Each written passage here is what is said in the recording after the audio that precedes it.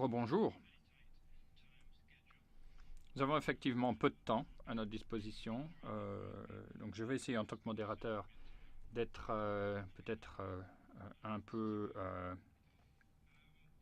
dur dans ma gestion du temps et strict. J'ai passé beaucoup de ma carrière professionnelle à la fois du côté du développement et du côté de l'aide humanitaire, et je crois qu'effectivement l'aide humanitaire continue à avoir un sens au quotidien pour énormément de personnes, et le développement tout autant. Les 3 sessions qui viennent d'avoir lieu en parallèle ont permis de réfléchir à cette double action, entre guillemets. Donc je vais demander aux modérateurs des sessions qui viennent d'avoir lieu de présenter peut-être leur rapport, bref, s'il vous plaît. Donc je demanderai au modérateur ou à la modératrice du premier groupe, s'il vous plaît, la première session parallèle, de donc nous présenter les 4 ou 5 points principaux, les 4 ou 5 principales conclusions de vos travaux. Merci beaucoup. Bonjour. Je suis Madame Morgan Roth de la GZB, qui s'occupe au niveau allemand de l'aide au développement.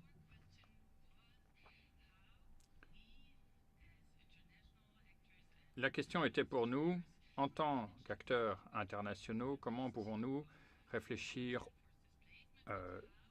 avec une vision des choses à long terme? Et comment pouvons-nous connecter le court terme et les interventions d'urgence au développement à long terme d'un système digne de ce nom de protection sociale, notamment au Liban? J'ai 4 conclusions à vous présenter. Dans le contexte libanais, il est clair que des efforts énormes ont été faits et sont faits pour relier les efforts à court terme, l'aide aux réfugiés, et la mise en place d'un vrai système à long terme qu'on appelle le MPDP, qui est le Programme national de lutte contre la pauvreté à long terme. Il y a une forte complémentarité entre ces 2 programmes et une utilisation des mêmes méthodes de prestation de services, notamment des centres spécialisés. Donc l'idée au Liban consiste à utiliser mieux et de manière plus efficace les ressources déjà disponibles. Et tout cela se fait avec le soutien de l'UNICEF notamment et du Programme alimentaire mondial, notamment entre autres institutions internationales. Ensuite, nous avons parlé de la manière dont il fallait aider les réfugiés et les familles libanaises pauvres, c'est-à-dire les deux, réfugiés et familles libanaises, parce qu'il est extrêmement important d'agir auprès de ces 2 groupes de population pour maintenir la cohésion nationale. La conclusion qui est la nôtre est que cette cohésion sociale est absolument fondamentale. Elle est un objectif pour le pays, particulièrement étant donné la situation spécifique de ce pays. Ensuite, quels sont les facteurs de succès et les défis que nous avons pu identifier? Eh bien, l'un des facteurs de succès évidents, c'est la capacité à mettre en œuvre des mesures qui sont spécifiques au contexte. Même si ce contexte évolue, parce que depuis le début des années 2000, c'est vrai que les choses évoluent très vite et l'arrivée des réfugiés syriens notamment a totalement modifié la donne. Ensuite, l'approche intersectorielle est également essentielle au succès et la coopération interministérielle est également fondamentale. Cette coopération permet justement une approche plus cohérente. Autre facteur de succès, il faut lutter contre la fragmentation, notamment fragmentation des interventions par les agences diverses et variées qui peuvent intervenir. Et tout cela peut se faire déjà au départ lors de l'évaluation des besoins. Autre facteur de succès, la transparence. Transparence dans le sens de communication, entre guillemets, des bénéficiaires et à qui va l'argent. 4e conclusion, quelle est notre vision? eh bien, toutes les populations dans le besoin, libanaises ou non, palestiniennes, syriennes et autres, toutes ces populations doivent être considérées comme cibles de ces systèmes, et ces systèmes doivent permettre à terme d'aider les pauvres, d'assurer une certaine stabilité et également de faire face aux pics et aux creux, entre guillemets, c'est-à-dire aux grosses crises qui peuvent à un certain moment affecter la vie d'un pays comme le Liban. Merci beaucoup. Merci. Je demanderai au deuxième groupe peut-être de s'exprimer. Le modérateur de ce deuxième groupe a la parole, Massimo. Merci beaucoup. Je vais effectivement rapidement vous présenter les principaux éléments de discussion. Nous avions le plaisir d'avoir avec nous un représentant du gouvernement turc qui a partagé l'expérience de ce pays en matière de protection sociale et qui nous a présenté les mécanismes en place dans ce pays. Et il a également donc montré comment, entre guillemets, la Turquie aligne son aide aux réfugiés au système déjà en place de protection sociale, avec des parallèles évidents, basés notamment sur des systèmes qui permettent par voie électronique aujourd'hui d'identifier des réfugiés, de verser à plus d'1 million de réfugiés maintenant une aide. 92% pardon, des réfugiés sont des Syriens. Le pays a également développé une nouvelle manière de travailler entre gouvernement, communauté internationale, agences internationales, et l'idée c'est d'éviter de mettre en place des systèmes parallèles. Nous avons ensuite parlé avec Francesca de la manière dont ce système turc est potentiellement copiable, entre guillemets, et s'il peut être reproduit ou non ailleurs, quels sont les défis auxquels nous sommes susceptibles d'être confrontés, et les risques éventuels que nous pouvons donc connaître. Eh bien, l'un des mots-clés qui a été mentionné là, signalé, répété par beaucoup, c'est la cohésion sociale. Le système turc est extrêmement important dans ce contexte parce qu'il peut certainement garantir la cohésion sociale puisqu'il apporte une vraie cohésion sociale déjà dans ce pays qu'est la Turquie. Merci.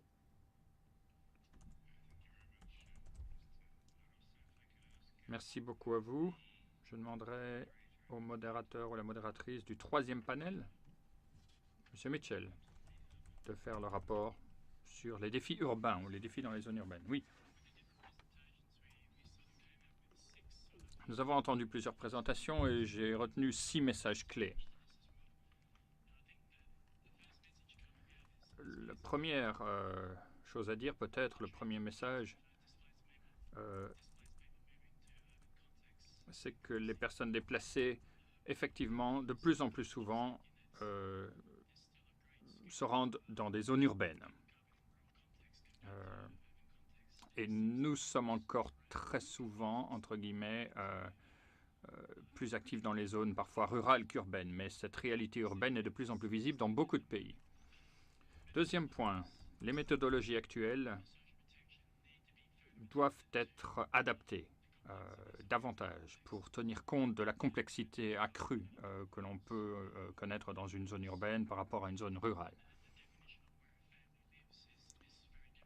Et je crois que là, il est justement difficile, par exemple, dans une ville de dire où vit une famille, parce qu'une famille est peut-être éclatée, entre guillemets, en termes de localisation géographique dans plusieurs quartiers.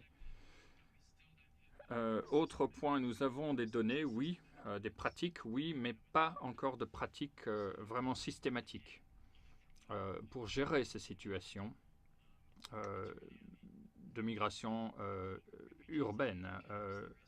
Un quart des réfugiés vivent dans des camps, les autres vivent dans d'autres contextes. Et la méthodologie ne reflète pas encore, je crois malheureusement, les défis auxquels nous sommes confrontés. Autre aspect, il faut réfléchir au type de ville. Qu'est-ce que ça signifie? Eh bien que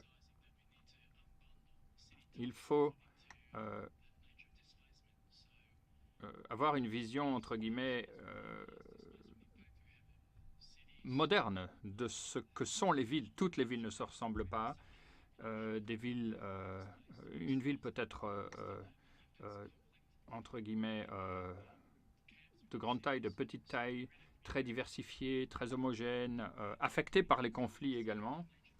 Et donc, en fonction de la ville, en fonction du type de déplacement, eh bien, il faut adapter, il faut contextualiser, entre guillemets, les services, parce qu'on ne peut pas se dire c'est une ville et toutes les villes sont identiques.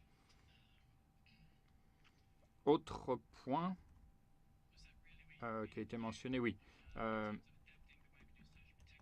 Quand on parle de protection sociale, il faut tenir compte de la planification urbaine et des politiques qui existent déjà et qui sont mises en place par les États pour gérer l'évolution de leur ville. Et donc parfois on se retrouve face à des politiques qui ne sont pas forcément coordonnées avec les politiques d'intervention en matière humanitaire ou en matière de protection sociale. Donc il y a ces deux niveaux politiques qui interviennent. La gestion municipale de la ville avec la gestion de l'évolution des villes et puis l'arrivée massive de populations parfois. Nous avons eu un exemple du contexte iranien qui était intéressant parce qu'ils réfléchissent notamment à la manière dont on peut maintenant loger, non seulement loger des gens, mais également les éduquer, par exemple. L'Équateur a également donné des exemples intéressants. Et très rapidement, je crois qu'il faut aller plus loin que simplement réduire la pauvreté. Et l'Équateur, là aussi, a montré qu'on peut aller plus loin que simplement lutter contre la pauvreté, mais également équilibrer la situation des hommes et des femmes, agir sur d'autres aspects. Voilà, je m'arrête là en très très résumé. Merci Andrew. Merci aux 3 personnes qui viennent de s'exprimer. Merci d'avoir été bref. Je serai moi-même bref et je vais essayer donc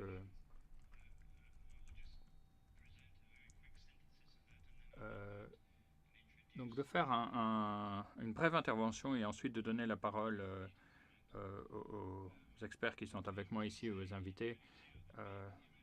Au commissariat, le Haut Commissariat aux réfugiés des Nations Unies parle souvent et dit souvent que malheureusement les crises existent, mais elles sont aussi une chance pour nous parfois d'apprendre. Et c'est ce que l'on a vu avec la Turquie, avec le Liban. Ce qui est également très important quand on pense à ce qui a été dit aujourd'hui, c'est qu'il faut réfléchir à cette nécessaire transition entre le court terme et le long terme, c'est-à-dire entre les interventions ponctuelles en cas de crise et les politiques de fond, entre guillemets, de lutte contre la pauvreté. Il est important partout de tenir compte du contexte. Clairement, que ce contexte soit un contexte politique ou culturel ou économique, ces éléments-là, qui sont des éléments contextuels, doivent être pris en compte. Et c'est vrai, on l'a dit, les villes, par exemple, ne se ressemblent pas toutes. Et il faut tenir compte de cette diversité. J'entends également le défi, au-delà de cette articulation du court et du long terme, il faut évidemment articuler d'autres politiques qui peuvent parfois être mises en œuvre de manière parallèle. Et puis, il faut ajouter à cela la nécessité d'adapter les instruments et les interventions pour faire face aux défis spécifiques auxquels sont confrontées certaines populations. Si on pense maintenant à l'opérationnalisation de tout cela, il est certainement important de bien penser les méthodes et les systèmes de prestations qui sont mis en œuvre pour réaliser nos politiques. J'ai entendu également la nécessité d'éviter la fragmentation. La fragmentation qui évidemment existe lorsque des systèmes parallèles coexistent ou tentent de coexister. Et il est clair que nous faisons face parfois à des défis absolument gigantesques dans certains États, ce qui évidemment génère beaucoup de politiques qui parfois ne sont pas cohérentes les unes avec les autres. Tous les contextes sont uniques, il faut être flexible, souple et adaptable. Et c'est comme ça d'ailleurs que l'on pourra plus facilement aller du court au long terme. Je vais m'arrêter là. Nous avons ici, mesdames et messieurs, des collègues qui composent un panel de grande qualité et qui peuvent certainement participer à cette réflexion de manière extrêmement intéressante. Nous avons d'abord Francesca, à ma gauche, qui représente, je dirais, les chercheurs, en tout cas qui sera la voix des chercheurs ici, au panel. Ensuite, nous avons un collègue qui travaille pour l'UNICEF au Moyen-Orient. Et nous savons que justement, là, il y a ces deux perspectives qui coexistent, donc travail humanitaire et développement. Donc Arthur Van Dissen.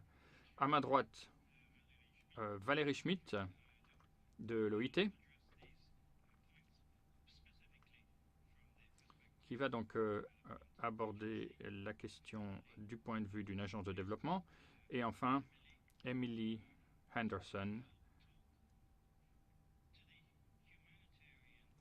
qui va, elle, aborder les choses du point de vue d'un bailleur, le DFID britannique, et centrer sa réflexion sur l'aide humanitaire. Je commence peut-être avec vous, Valérie, puisque nous avions parlé donc de cette nécessaire transition du court au long terme. Je vous laisse la parole, Valérie, pour 5 minutes, s'il vous plaît. Merci beaucoup. C'est un plaisir pour nous que d'être ici avec vous aujourd'hui. Donc nous venons évidemment du monde du développement,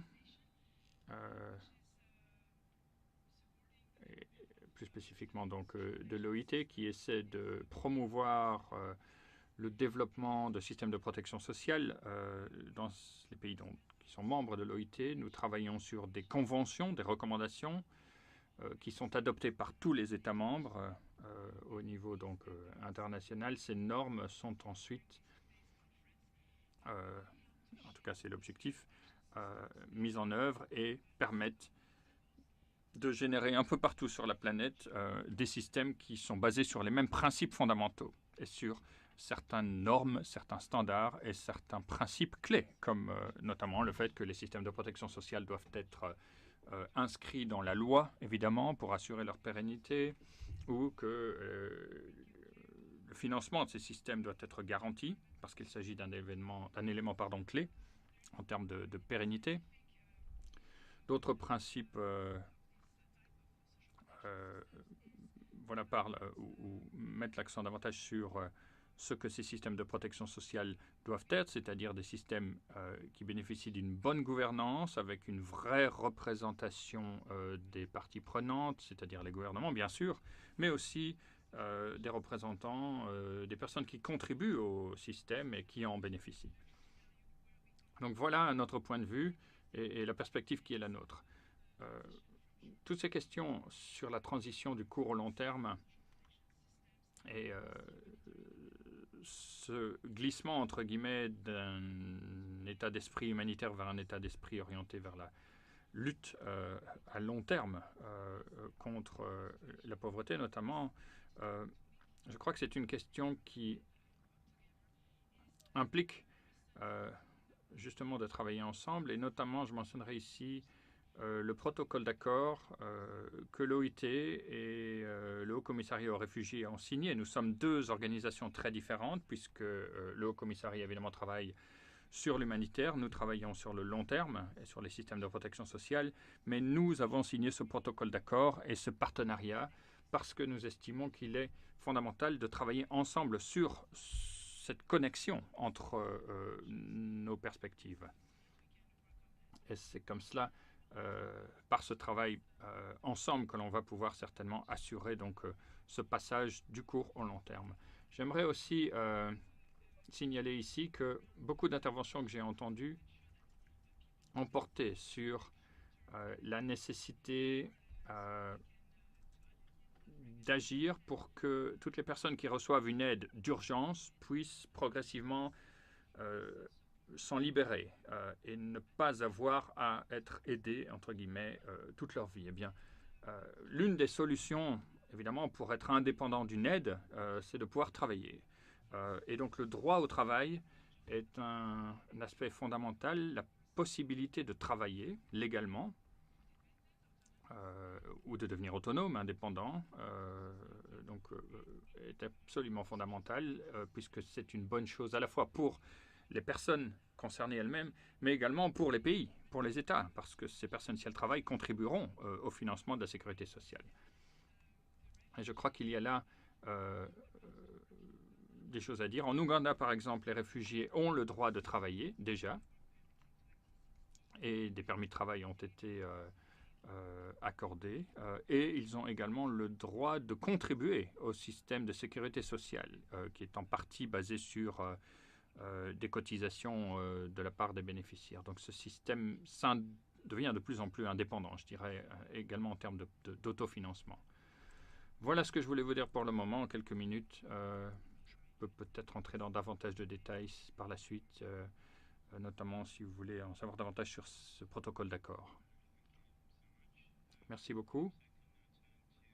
Je passerai peut-être maintenant à vous, Émilie, avec cette perspective d'un bailleur et d'un intervenant dans l'humanitaire. Oui, comme vous le savez, merci beaucoup.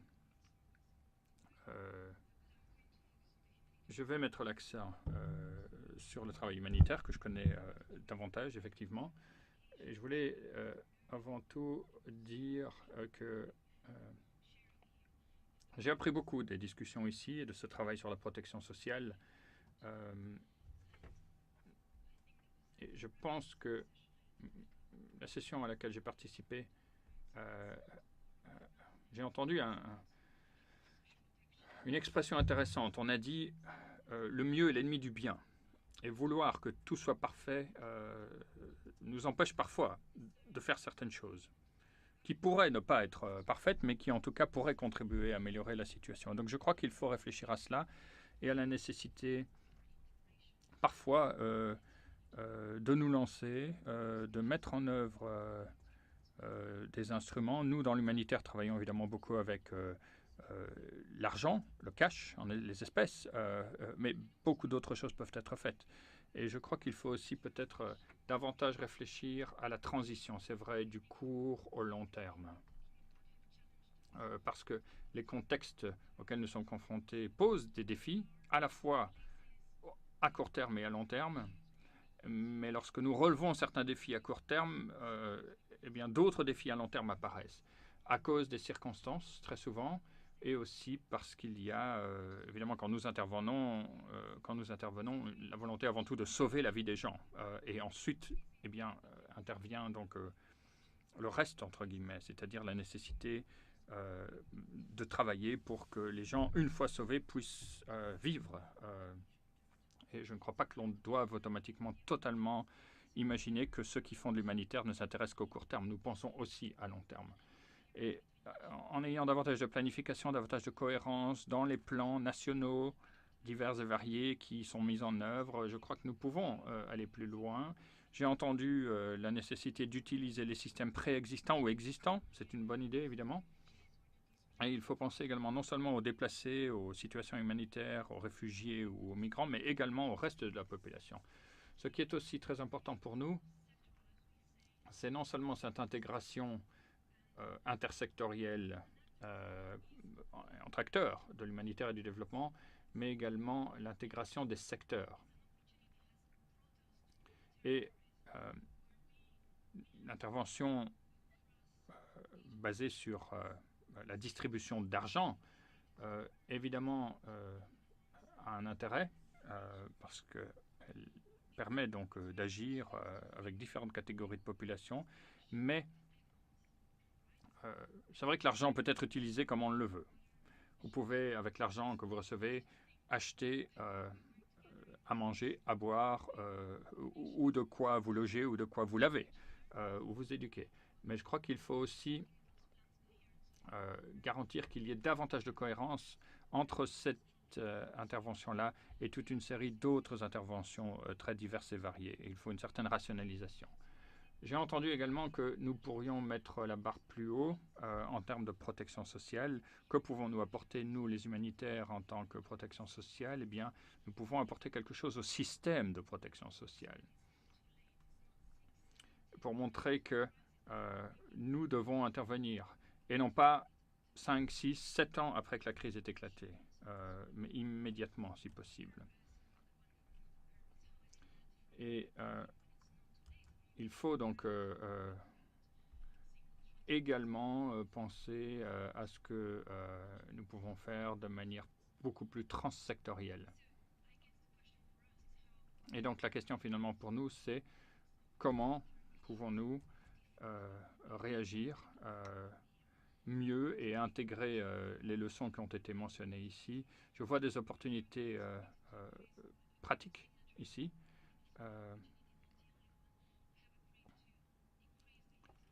Et il y a une référence à la protection sociale quand on parle d'intervention par l'argent liquide.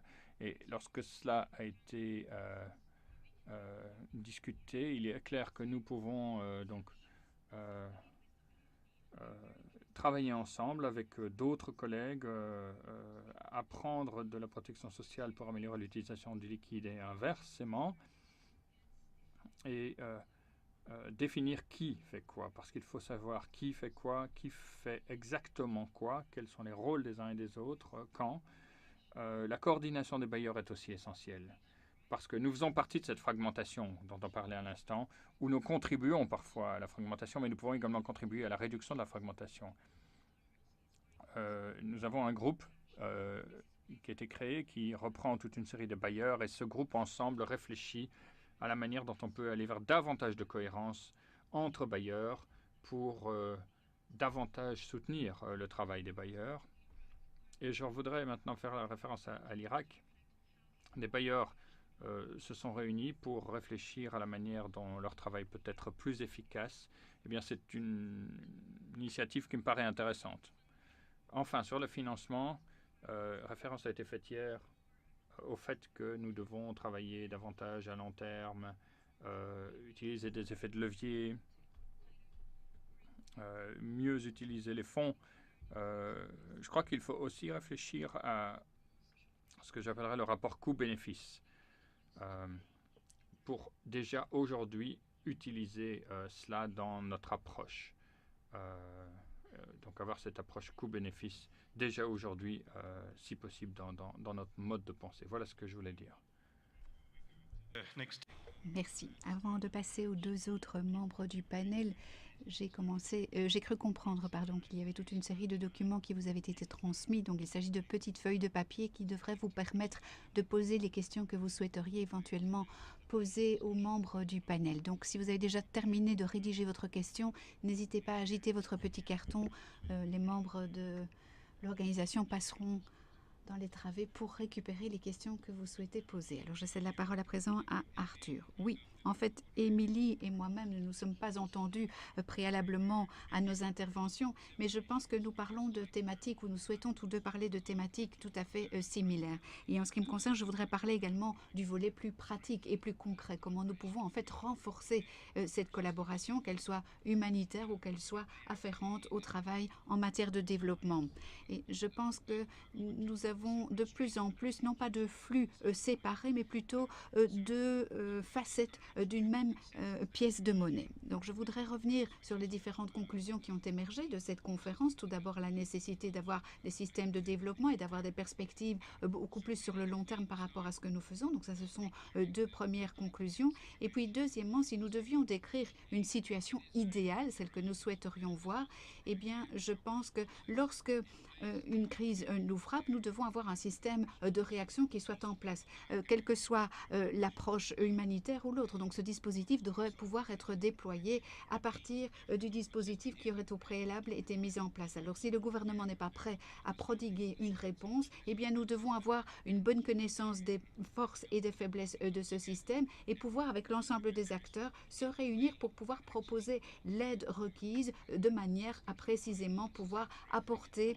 une solution pérenne à l'émergence d'un système. Mais il est vrai que nous savons que les situations sont souvent très très différentes. Lorsqu'une catastrophe nous frappe ou nous touche, le dispositif n'est pas toujours prêt à réagir, n'est pas toujours susceptible de réagir et de répondre à la crise qui survient. Et c'est pour cela qu'il faut pouvoir être en mesure de poser un jugement sur les forces et les faiblesses du système et voir comment celui-ci va pouvoir réagir. Alors comment agir dans de telles circonstances et comment améliorer notre capacité d'agissement? Eh bien, je dirais que nous avons ici toute une série de questions symboliques qui entrent en ligne de compte par rapport à l'architecture en la matière et par rapport à la façon dont nous coordonnons nos réponses. Donc ce qui se passe généralement, c'est que dans la plupart des pays où nous essayons de renforcer le dispositif de protection sociale, nous avons souvent un groupe de partenaires qui coordonnent l'ensemble et qui essaient de voir comment soutenir le gouvernement dans les efforts déployés.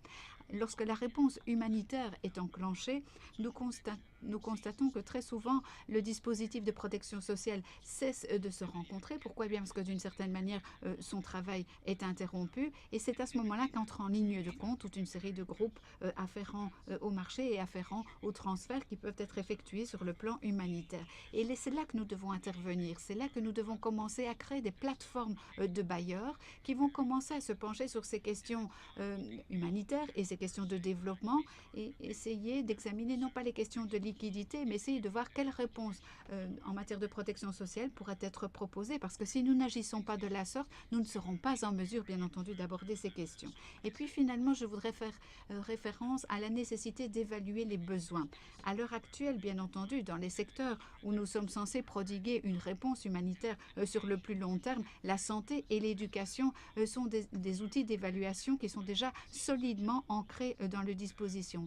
Mais je n'ai pas encore vu de tels outils apparaître, notamment par rapport au marché. On a des outils qui nous permettent de voir à partir de quel moment il faut faire entrer en ligne de compte ces transferts de liquidités, mais nous n'avons pas véritablement de dispositif qui nous permet de voir ce qu'il en est en termes de protection sociale. Et si ces outils ne sont pas présents, eh bien, il faut les développer. La même chose pour l'architecture humanitaire par rapport aux dispositifs qui ont été mis en place pour aborder notamment la protection sociale, qui constitue une réponse en matière de besoins humanitaires. Donc parfois, on n'a pas toujours déclenché ou enclenché ces différentes questions par rapport à l'éducation, etc. On ne sait pas toujours qui est responsable, quelles sont les différentes normes qui vont pouvoir être appliquées pour chacun de ces groupes et où se situe la protection sociale dans l'architecture globale. Donc je pense qu'il faut essayer de mettre en musique, de mettre en œuvre toutes les bonnes idées que nous avons et essayer d'aborder ou de voir quelles sont les questions qui doivent être abordées sur le côté humanitaire. Alors est-ce que j'ai encore un petit peu de temps pour aborder un autre point? Oui, bien entendu, nous sommes désireux d'entendre les autres points que vous souhaiteriez aborder. Alors je voudrais ici peut-être susciter quelques interrogations. Il est important de voir pourquoi les bailleurs de fonds investissent dans ce type de réponse en matière de protection sociale. Et je pense que la plupart d'entre nous ont déjà été confrontés à une situation qui fait en sorte où le dialogue que nous avons avec les bailleurs, qu'ils soient multilatéraux, qu'ils soient bilatéraux ou quelle que soit leur étiquette, lorsqu'ils vous octroient des fonds en la matière, ils vous demandent comment on peut peut-être stopper certains flux migratoires. Et c'est un argument que nous avons tendance parfois à entendre, notamment au niveau des investissements qui peuvent être consentis. Et je crois que la réponse qu'il faut donner est une réponse ferme et définitive et dire non, parce que ce serait une illusion de faire croire que la protection sociale que nous allons pouvoir prodiguer par le biais de nos réponses humanitaires va pouvoir nous permettre de mettre en œuvre des décisions, comme par exemple la décision de migrer ou pas, décision qui est prise par les personnes concernées. Pourquoi? Eh bien parce que les personnes qui sont en mesure finalement de migrer ont besoin de ressources pour se faire. Et il y a une question d'égalité qui intervient ici en matière de migration. Il faut savoir que ces personnes vont devoir affronter la plupart du temps un périple terrifiant à travers la Méditerranée. Et la plupart des personnes qui sont couvertes par notre réponse en matière de protection sociale, eh bien, ce sont des personnes qui sont les plus démunies, qui sont les plus vulnérables et qui ne sont même pas en mesure, ne serait-ce que d'envisager d'initier un tel voyage. Donc si on nous pose la question de savoir si ce qui va être fait va permettre de stopper la migration, est une illusion. Bien entendu, ce n'est pas envisageable. Quoi qu'il en soit, il y a des cas ou des arguments solides en faveur de ce type d'investissement, puisque nous avons là une approche beaucoup plus sur le long terme. C'est un programme qui s'étale sur le long terme. Il s'agit de construire une certaine cohésion sociale et il s'agit d'apporter également en parallèle une certaine stabilité, voire même une certaine prospérité, notamment dans les pays d'origine. Donc je pense qu'il faut être très clair par rapport à ce récit. Nous n'en avons peut-être pas discuté de façon très approfondie, mais cela doit faire partie intégrante de la trame de discussion que nous sommes censés avoir. Merci beaucoup, Francesca. Merci beaucoup. Merci beaucoup. Je vais donc prendre le train en marche en vous donnant peut-être une perspective davantage axée sur la recherche et sur les différentes possibilités qui existent en la matière. Alors en tant que chercheur, et je pense que c'est un point de vue que j'ai déjà eu la possibilité d'expliciter, notre objectif c'est de clarifier les différents éléments et de clarifier ceux qui vont avoir besoin de bénéficier de ces actions de protection sociale d'une part et ces actions humanitaires d'autre part. Et parfois il y a effectivement des éléments qui se chevauchent, d'autres qui sont parfois davantage liés à l'un ou à l'autre. Et je voudrais revenir sur ce qui a été dit pas plus tard qu'hier lors de la séance inaugurale, à savoir que la protection sociale a souvent un objectif de réduction de la pauvreté, de soulagement du phénomène de pauvreté. Et c'est un des objectifs effectivement qui est poursuivi, mais il y en a d'autres, bien entendu, tout aussi importants qui sont poursuivis, comme par exemple le fait qu'il y ait une possibilité de redistribuer les revenus. Il y a un véritable élément de cycle de vie qui peut intervenir dans la protection sociale. Et ce cycle de vie et tous les éléments y afférents peuvent avoir une incidence très importante sur le dispositif qui va être mis en place et sur notre compréhension et perception du dispositif, y compris au niveau des personnes concernées. Nous devons également penser à la longueur de la période de déplacement. Il faut faire preuve en la matière d'une certaine flexibilité par rapport à des possibilités de rapatriement, par rapport à des possibilités d'installation dans le pays hôte. Ceci étant dit, en ce qui nous concerne et en ce qui concerne le volet recherche en tant que tel, et vous l'avez précisé à maintes reprises, il y a bien entendu de nombreuses choses qui pourraient être faites, par exemple, par opposition à ce qui se passe maintenant. Nous avons pu constater qu'il y avait toute une série, par exemple, d'initiatives qui avaient pour objectif d'accroître la coordination, d'avoir un meilleur alignement des différents efforts en matière humanitaire et en matière de protection sociale. Mais tout cela se fonde sur des recherches, bien entendu, et sur des analyses. Alors, il y a bien entendu par rapport à cela des recherches qui ont été menées à bien et nous pourrions en tirer des enseignements tout à fait intéressants. Alors nous savons que la recherche peut proposer des informations intéressantes par rapport à la mise en œuvre souhaitée par rapport à ces dispositifs de réaction en cas de crise. Et la plupart d'entre eux privilégient la crise en tant que telle et le choc que cela va induire plutôt que de se pencher sur d'autres éléments, comme par exemple le lien que nous pourrions établir au niveau de crise économique ou au niveau de problématiques climatiques. Et tout dépend bien entendu de la façon dont on va concevoir et déployer ce type de dispositif et quels sont les ajustements qui vont pouvoir être effectués le cas échéant en cas de crise et comment les dispositifs de gestion vont pouvoir être mis en branle pour pouvoir, le cas échéant, accroître le dispositif ou au contraire le réduire. Donc il y a toute une série de mécanismes qui peuvent entrer en ligne de compte et tous ces aspects sont traités bien entendu dans la littérature produite par les chercheurs et c'est là que nous pouvons prélever certaines informations ou certains enseignements qui pourraient s'avérer tout à fait utiles, notamment par rapport à la possibilité d'élargir la protection sociale aux populations déplacées.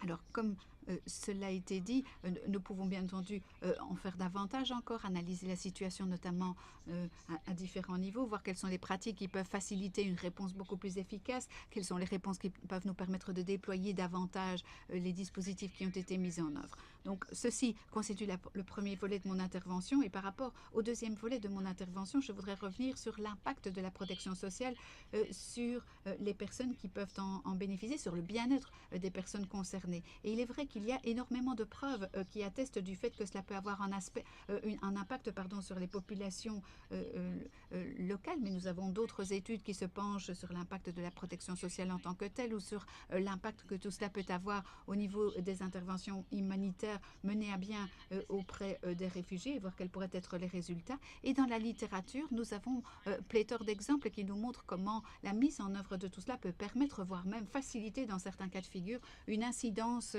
accrue. Et ceci nous démontre également à souhait de quelle manière la protection sociale peut s'avérer intéressante. Et nous avons énormément d'éléments de preuve qui nous permettent de voir quelles sont les variations en termes de niveau de transfert ou en matière d'approche. Si nous parlons par exemple d'approche ou de transfert sous forme de liquidité, nous avons également d'autres éléments qui sont liés à la participation à l'un ou l'autre programme, et quels sont les différents éléments qui vont pouvoir avoir finalement une incidence sur la vie des gens. Donc nous avons toute une série d'éléments qui sont étayés à ce niveau-là. La même chose pour la cohésion sociale. D'ailleurs, nous en avons mentionné, nous l'avons mentionné, me semble-t-il, à maintes reprises, et il est important de voir quel est le rôle que la protection sociale peut jouer, en particulier lorsque nous en parlons au sens large, ou lorsque nous essayons d'établir un lien avec le dispositif taxatoire, ou lorsque nous essayons d'intégrer dans ces dispositifs la possibilité de les renforcer, lorsque nous pouvons améliorer l'offre de services, etc. Et lorsque nous avons par exemple la possibilité, le cas échéant, de renforcer certains contrats sociaux. Alors nous avons également toute une série d'autres éléments qui nous permettent de voir quels sont les effets inattendus en matière de protection sociale. Alors c'est quelque chose que nous n'avons pas mentionné ici, mais beaucoup d'études de cas nous ont permis précisément de constater qu'en tant qu'analyste, il est fondamental d'accorder de l'attention à tous ces effets non escomptés, si je puis dire, que ce soit en termes de cohésion, parce que parfois la protection sociale peut avoir une incidence éventuelle sur certains résultats. Cela peut exacerber ou accroître certaines tensions, ou un sentiment de ressentiment qui peut exister. Cela peut donner l'impression aux uns et aux autres qu'il y a des différences ou un différentiel en termes de traitement, et qu'il n'y a pas toujours une perspective d'égalité qui sous-tend ce type de dispositif. Donc la coordination, en tout cas, entre les dispositifs humanitaires nationaux devrait nous permettre d'accorder une attention toute particulière à ces paramètres, à ces principes d'égalité et de loyauté en termes de traitement des populations réfugiées, par opposition par exemple au traitement prodigué aux populations locales. Il y a également un autre domaine que j'entreaperçois et qui me semble être tout particulièrement pertinent par rapport à l'application d'un système de protection sociale à des groupes contraints de se déplacer. C'est que de plus en plus nous constatons un remaniement de certains éléments qui constituent par exemple une identification des barrières à la participation en matière de protection sociale par les travailleurs migrants. Et il y a toute une série de questions qui n'ont pas nécessairement été examinées au fil du temps. Comment nous pouvons nous attaquer à toutes ces préoccupations au fil du temps? Ça, c'est un autre enseignement très important. Et puis finalement, je voudrais aborder la littérature, et plus particulièrement la littérature qui se penche sur la question de savoir si les migrants et l'intégration des migrants sur le marché de l'emploi et dans le système de protection sociale, puisque ce sont deux paramètres qui sont liés pour toutes les raisons qui ont déjà été explicitées auparavant, eh bien, il s'agit à ce niveau-là de voir ce que nous pouvons faire pour promouvoir une meilleure intégration, pour éviter tout risque de discrimination, notamment sur le marché du travail ou sur le marché de l'emploi. Je parle ici de la discrimination des travailleurs migrants, bien entendu. Et il serait également intéressant de voir si les migrants constituent ou pas un fardeau par rapport au financement public et aux fonds publics du pays concerné. Et par rapport à cela, il serait intéressant de voir comment les ménages et les migrants sont en fait des contributeurs au niveau du système et du dispositif fiscal. Et il serait intéressant de constater, par exemple, qu'ils contribuent davantage au système qu'ils n'en profitent. Donc, ceci étant dit, toutes ces réflexions peuvent bien entendu nous aider à nous forger des décisions politiques, nous permettre de nous forger une opinion quant aux décisions politiques à prendre ou quant au type de système que nous envisageons de mettre sur pied à l'avenir. Ce matin, nous avons vu, par exemple, une vidéo qui énumérait toute une série de questions et d'interrogations par rapport au transfert de liquidités. Et là, nous avons des éléments de preuve qui pourraient effectivement être exploités. Et la recherche a un rôle tout à fait précieux à jouer en la matière parce que cela va nous permettre de voir au niveau des populations migrantes ou déplacées quels sont les préjugés qui sont de mise, quelles sont les idées et les points de vue des uns et des autres. Et nous pourrions peut-être utiliser tous ces éléments de preuve pour pouvoir nous forger des opinions qui seraient peut-être plus vérifiées ou plus avérées. Merci beaucoup, Francesca.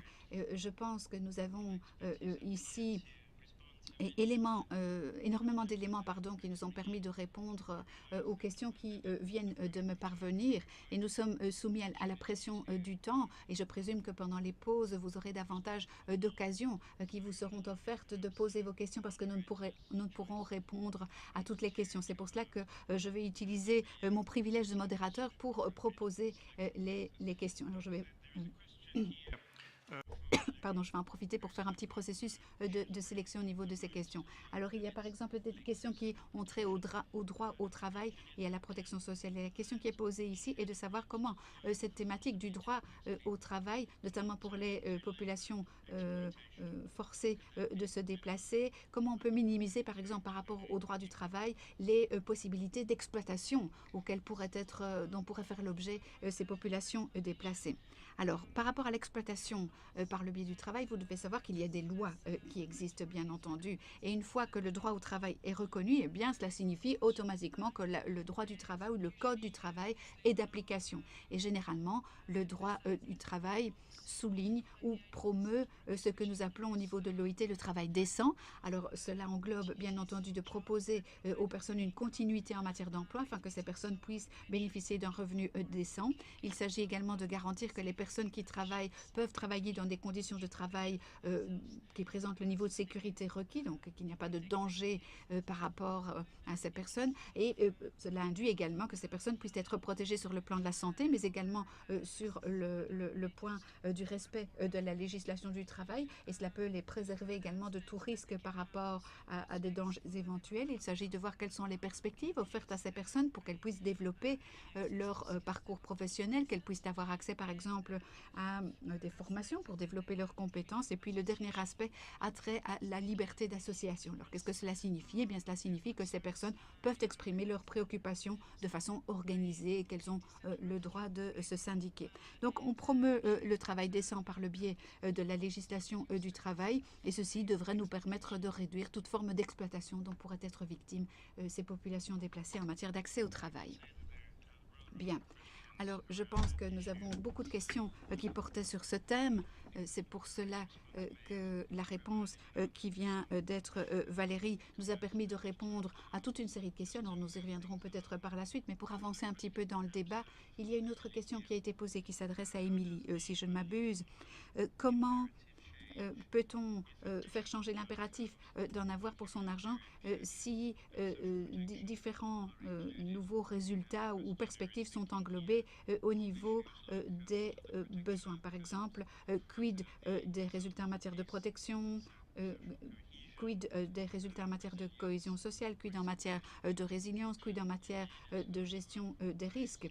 Et je pense que c'est une question qui a probablement pour objectif de nous de permettre une certaine stabilisation au niveau de la migration. Alors là, nous avons un panier rempli de questions diverses et variées à laquelle Émilie va devoir répondre. Alors bien entendu, tout ceci s'intègre dans le cadre d'une réponse holistique et d'une réponse humanitaire. Et c'est pour cette raison que j'ai le sentiment qu'en matière de protection sociale, nous avons énormément de possibilités d'éviter tous ces écueils. Alors il ne s'agit pas ici uniquement de privilégier un programme sous l'angle humanitaire, mais de proposer toute une palette de solutions en matière humanitaire. Donc en essence, je dirais que les résultats ne changent pas. La réponse humanitaire a pour objectif de protéger les revenus, de protéger l'accès à certains dispositifs sur le plan sanitaire et autres.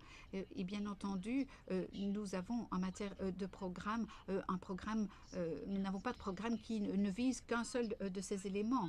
Il faut bien entendu, lorsqu'on réfléchit à la question d'en avoir pour son argent, avoir une approche qui soit basée sur l'efficacité, sur la rentabilité de la réponse dans sa globalité. Donc je dirais ici que nous ne demandons pas nous n'essayons pas de privilégier tout ce qui tourne autour des résultats, mais nous essayons de voir quelles sont les bonnes réponses que nous pouvons proposer et nous essayons de voir quels sont les objectifs qui sont poursuivis. Et nous essayons surtout d'utiliser à meilleur escient les ressources dont nous disposons. Et il y a peut-être un élément sur lequel je serais intéressée de travailler davantage, c'est de voir comment la protection sociale et les acteurs de la protection sociale peuvent mesurer les résultats, mais les mesurer d'une façon ou de façon à englober plus d'un résultat à la fois et essayer peut-être d'utiliser un langage plus commun ou un jargon plus commun en termes de matrice et en termes d'évaluation. Donc voilà ce que je puis vous dire, mais en règle générale, les résultats restent identiques et les objectifs restent identiques. Bien, alors une autre question peut-être qui revient à une question qui a été soulevée dans de précédentes interventions. Et la question qui est posée me semble tout à fait excellente. Est-ce que nous avons besoin d'un autre outil pour pouvoir évaluer la protection sociale ou bien au contraire devons-nous utiliser des outils existants et les adapter?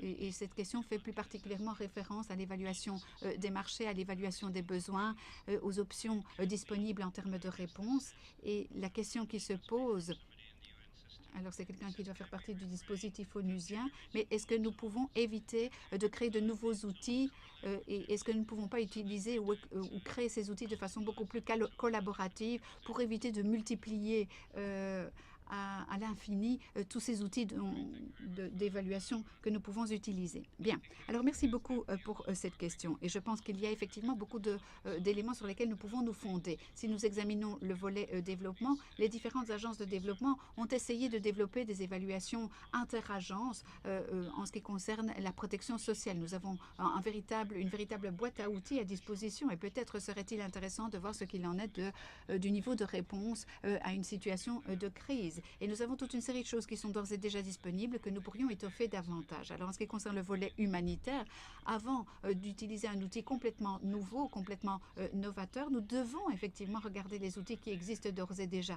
Mais il y en a énormément. Si nous regardons par exemple les liquidités, les marchés, parfois nous avons des éléments de preuve très très intéressants qui nous permettent de structurer la réponse en matière de protection sociale, mais qui n'offrent qu'une vision étriquée de la situation parce qu'on ne peut pas voir par exemple dans quelle mesure les différents paramètres des systèmes de protection sociale sont encore en état de fonctionnement ou sont encore fonctionnels et opérationnels. Par exemple, en ce qui concerne les dispositifs de paiement. Dans certains, on utilise les bureaux de poste pour pouvoir effectuer les transferts, alors que dans certains pays, ces dispositifs ne peuvent peut-être pas fonctionner correctement. Donc, il faut essayer d'éviter d'utiliser des outils trop étriqués, essayer peut-être de les élargir et étoffer davantage encore ce qui existe d'ores et déjà. Alors ceci m'amène à une autre question. Quelles sont les prochaines étapes par lesquelles nous allons devoir transiter? Est-ce qu'il faut changer notre système de protection sociale en créant nécessairement une nouvelle instance? Et une nouvelle instance ou la création d'une nouvelle instance est la dernière chose que je souhaite parce qu'il y en a déjà suffisamment de ces instances qui sont représentées ici autour de la table. Mais quoi qu'il en soit, il faudrait peut-être que le groupe des sages puisse se pencher sur ce type de questions. Et peut-être que cela pourrait constituer effectivement un bon point de départ. Essayer d'avoir des personnes suffisamment sages, suffisamment qualifiées, si je puis dire, et qui auraient une expérience de terrain suffisamment probante et une bonne compréhension de la façon dont fonctionnent les choses que pour se pencher éventuellement sur ce type de questions. Bien, merci. Alors, j'ai sélectionné les questions de façon plus ou moins erratique et il y avait parfois un certain déséquilibre en ce qui concerne les 3 présentations que nous avons eues et en ce qui concerne les personnes qui sont représentées au niveau du panel. Alors, je voudrais vous poser une question que je voudrais adresser à Francesca puisqu'elle représente le secteur de la recherche et j'espère qu'elle me pardonnera. Et cette question porte plus particulièrement sur le défi urbain. La question qui se pose est de savoir si l'augmentation de protection sociale au niveau urbain est fonction d'une augmentation des besoins, d'une modification du paysage politique ou au contraire, est-ce que c'est le fruit d'une amélioration sur le plan de la technologie. Et voilà, peut-être pourrais-je donner 1 minute à Francesca pour qu'elle puisse y réfléchir.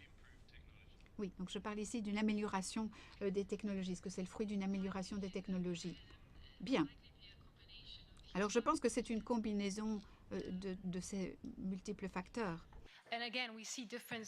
Et une fois de plus, je voudrais dire que ceci peut survenir à des endroits divers et variés, de sorte qu'il serait assez difficile, me semble-t-il, de tirer une conclusion générique par rapport à la question qui a été posée. Je pense que c'est une combinaison de toutes ces choses, de tous ces paramètres qui entrent en ligne de compte. L'intérêt politique d'une part et le fait que l'on couvre peut-être davantage des espaces qui étaient peut-être moins couverts. Nous avons peut-être un taux d'urbanisation plus élevé. Nous avons peut-être des migrations plus importantes du secteur rural vers le secteur urbain. Et ceci crée peut-être une certaine pression au niveau des instances publiques. Il y en a parfois qui sont plus avancées et puis il y en a d'autres qui sont moins avancées ou d'autres qui peuvent davantage utiliser les technologies pour justement proposer une protection sociale dans un contexte urbain. C'est peut-être quelque chose qui facilite effectivement le processus. Ce n'est pas quelque chose qui est déterminant, me semble-t-il, mais c'est à tout le moins un facteur qui facilite les choses. Bien. Alors, je souhaiterais savoir si vous avez encore d'autres questions peut-être à poser. Nous en avons une autre ici, porte sur la protection sociale.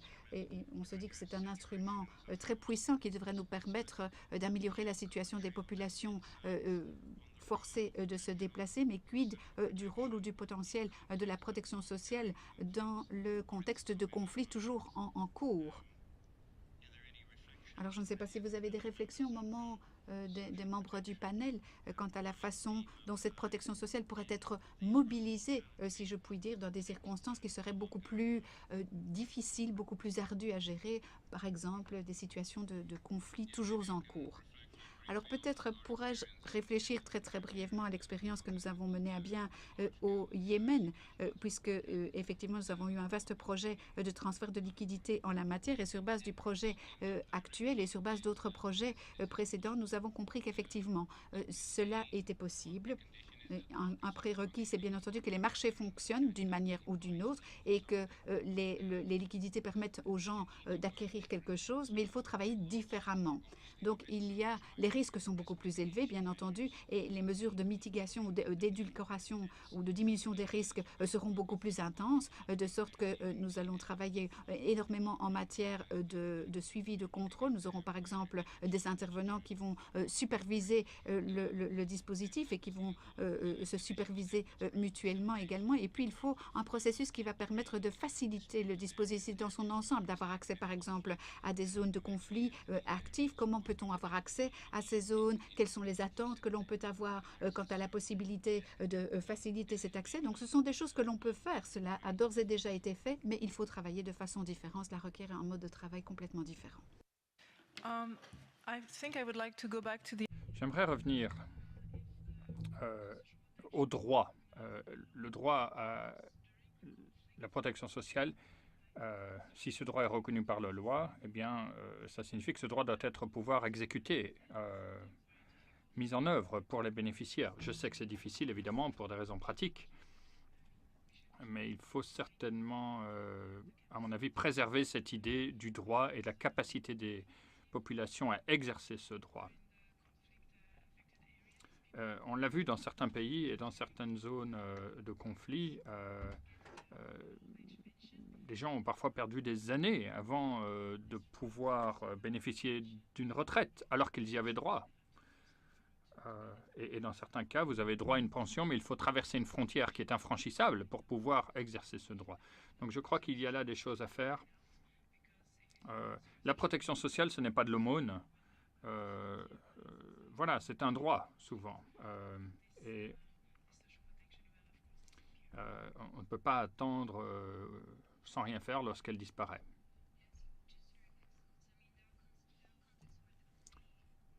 Il y a des contextes dans lesquels il n'y aura pas, entre guillemets, de possibilité d'avoir un système de sécurité ou de protection sociale. Je crois que ce qu'il faut, c'est réfléchir à la manière dont on peut mettre en œuvre l'humanitaire aujourd'hui et absorber les bonnes leçons de tout ce qui est lié au travail sur plusieurs années qui est mis en œuvre par les spécialistes entre guillemets de tout ce qui est protection sociale, parce que moi je viens d'une perspective qui est souvent une perspective d'un travail dans l'immédiat. Je crois qu'on peut apprendre beaucoup de ceux qui ont cette perspective sur plusieurs années, voire sur plusieurs décennies, et essayer de nous assurer que les gens sur le terrain,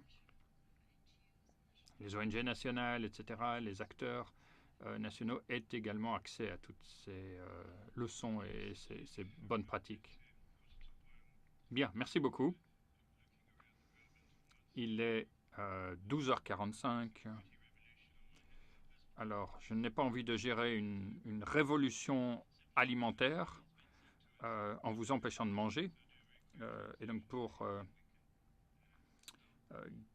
garantir que vos estomacs ne se plaignent pas trop, nous allons rapidement conclure en disant que nous sommes confrontés, évidemment, à des décisions dans ce contexte qui sont souvent difficiles, parce que les ressources sont limitées. La question, c'est donc comment assurer une bonne protection sociale lorsque les ressources dont on dispose sont limitées. Voilà la question que je vous pose pour terminer.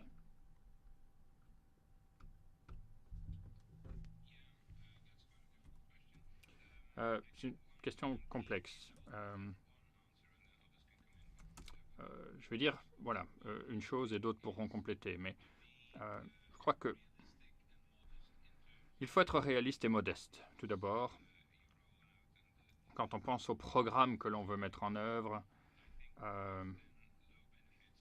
je crois que ce qui est pire que des bénéfices ou des prestations faibles, ce seraient des prestations, entre guillemets, non fiables.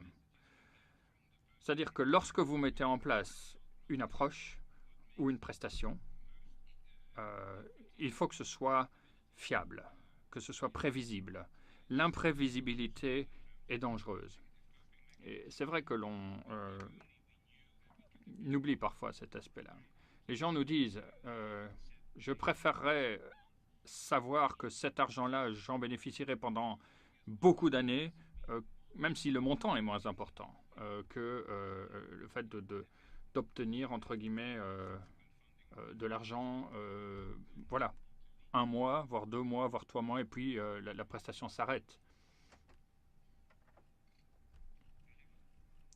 Valérie? Oui, quand les ressources sont limitées, je crois que... Bon, je reviens à la question du droit et des droits. Il y a ce qu'on appelle aujourd'hui, depuis quelques années, un concept qui est apparu qui s'appelle le socle de protection sociale. C'est une recommandation au départ qui a été adoptée par l'ensemble des États membres de l'OIT, y compris des représentants des entreprises et du monde syndical. Alors j'en parle parce que c'est quelque chose qui est assez basique, c'est-à-dire que l'idée consiste à prévoir un socle de base dont tout le monde bénéficiera en termes de protection sociale. Et cela intègre notamment la possibilité pour les enfants notamment d'avoir accès à certains fonds qui leur permettent d'aller à l'école. Les personnes âgées ont droit à certains fonds pour pouvoir avoir une petite pension, entre guillemets. Ceux qui ne travaillent pas doivent avoir un petit montant au cas où ils seraient donc au chômage. Donc ce sont des entre guillemets, prestations minimes parfois, mais qui composent une sorte de socle minimum en dessous duquel on n'ira pas. Et cela se passe, et c'est mise en œuvre aujourd'hui, d'ailleurs par des pays qui ne sont pas forcément des pays riches souvent. Alors évidemment, on commence avec des niveaux très très faibles là. Les montants sont minimes parfois, parce que, effectivement, ces pays ne sont pas des pays riches. Mais peu à peu, on génère, entre guillemets, fiscalement, des recettes qui permettent d'augmenter le montant des prestations. Et il y a beaucoup de choses qui sont possibles. Nous avons notamment lancé, par exemple, une initiative pour la prestation ou la protection sociale universelle avec la Banque mondiale, avec toute une série de partenaires internationaux pour soutenir ce genre d'approche. Et nous pensons qu'il vaut mieux mettre en œuvre une petite garantie avec un montant faible mais disponible pour tous que des garanties plus élevées mais accessibles à seulement quelques personnes. Je vais essayer très très rapidement de conclure. Cette session avait pour objectif donc de tirer des idées, des expériences de nos experts, de comprendre également comment nous pouvions avancer, pratiquement parlant, pour faire face à ces défis, et notamment aux défis qui consistent à mettre en place un vrai système de protection sociale en l'associant au travail humanitaire. Et ensuite, nous voulions également identifier les grands défis auxquels nous sommes confrontés. Je crois que vous serez tous d'accord avec moi pour dire que nous sommes parvenus à ces objectifs et que la discussion a été riche et intéressante. Et je terminerai donc en remerciant les 4 panélistes qui sont ici présents. J'espère que vous êtes voilà.